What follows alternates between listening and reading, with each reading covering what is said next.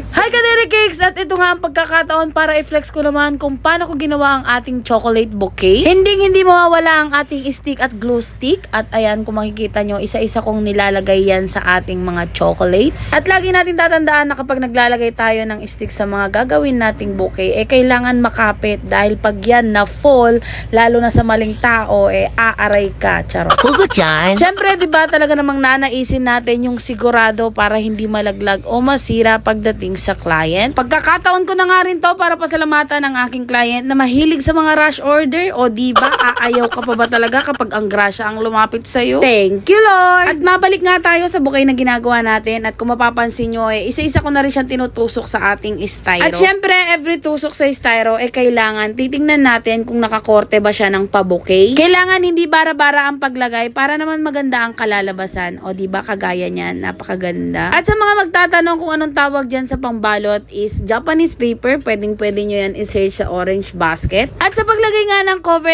kailangan nakaporma din para naman bongga ang kalalabasan ng ating chocolate bouquet. At dahil nga rush order to, nagpatulong na ako sa aking partner. At ayan, kung mapapansin nyo, talaga namang effort. Thank you, Lord! At ayan, ng ating finished product. Yun lang, salamat!